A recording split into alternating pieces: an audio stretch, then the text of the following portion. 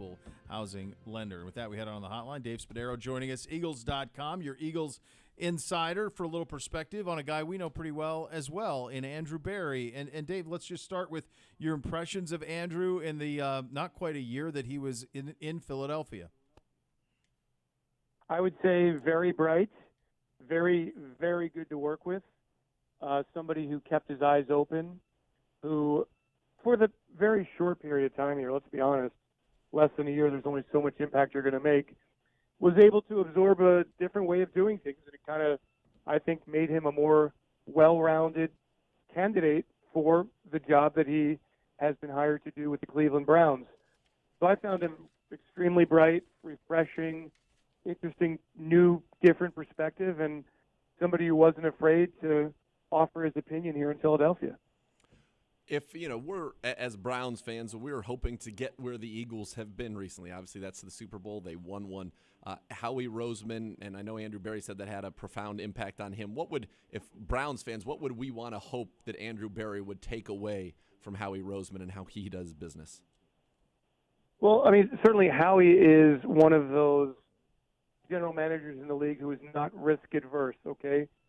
Some of his moves work out, some of his moves don't work out. And I think the track record would suggest, as the Eagles have been one of only 4 teams in the NFL to be in the playoffs the last 3 seasons, that more than not, those moves have panned out for the Eagles. But Howie has done it in a non-traditional way in some respects. I mean, he's always looking to improve the roster.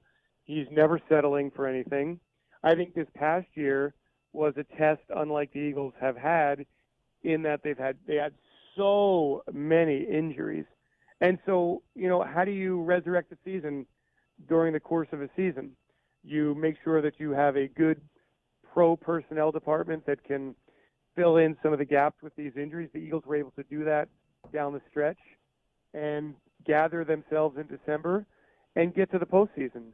And then the other part of it is something that I think Cleveland already has in place, is a very strong belief that you've got your franchise quarterback there, the Eagles with Carson Wentz, sure, and the Browns with Baker Mayfield.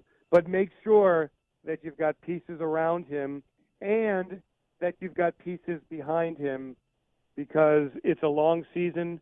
And for the Eagles, I mean, they went through so many crazy injuries from day one in 2019 that to win 4 straight games down the stretch, to win the NFC East with they had 15 players promoted from either their practice squad or practice squads around the league, that you really have to rely on an excellent pro personnel department and have a very deep and at-the-ready emergency list. Dave Spadaro, our guest, Eagles.com, at Eagles Insider. You can follow him on Twitter. I guess we knew Andrew from his time here, but in the last year when he was in Philadelphia, and what we're kind of curious about at this point is, we haven't had a chance to talk to Andrew yet in terms of how he wants to shape the roster, but as how he approached roster building. How did he view what positions did he view of importance? Did he put the onus on? Quarterback goes without saying, but beyond that, where were the places where he put the emphasis? You build from the lines out, and I've been here for 30 years. Once Andy Reid came to town, and that was right around the time Howie Roseman started here as an intern and worked his way up, that has always been the belief in Philadelphia. You build from the line of scrimmage out, and that's why the Eagles, in the first round of the draft in 2019, drafted Andre Dillard. He didn't play a whole lot in 2019, but they feel like he has a chance to be that left tackle whenever Jason Peters is done playing. And even though you didn't get instant impact from Andre Dillard, you had a year of development and you got to see what he's all about. You feel really good about the left tackle position for the next decade, hopefully, for the Philadelphia Eagles. But there's no doubt about it. I know the Browns last year made the big splash. They went out and got Jarvis Landry, and they traded for Odell Beckham Jr., and, that's all well and good. But if your offensive line isn't up to snuff, your offense is only going to be so good. And it seems to me, from the very, very distant, watching the Browns play when I saw them infrequently, they just weren't good enough along the offensive front. So, and I know they made some moves to shore it up. I would expect more from Andrew Berry to make sure they're great, not only on the offensive side, but we see the San Francisco 49ers go from 4 wins, go get Nick Bosa, all of a sudden they're dominating in the trenches defensively, and that's one of the prime reasons they're in the Super Bowl. So I think you'll see Andrew really build from the line of scrimmage out. No doubt, and 5 first-rounders on that incredible 49ers defensive line there. Dave, when you mentioned, the offensive line, defensive line, there's one thing that I think the Eagles are fantastic at. That's scouting tight ends. Zach Ertz there, Dallas Goedert there. And this is going to be an offense that's similar to what Philadelphia did, uses a lot of 2 tight ends. So I certainly hope that maybe Andrew gleans some of the knowledge of how to find those guys, because you look at your season, you were talking about all the people called up. A lot of them happen to be a wide receiver, but those tight ends were just rock solid all year long. Absolutely, and you really can build around them. You can use them in a lot of different ways.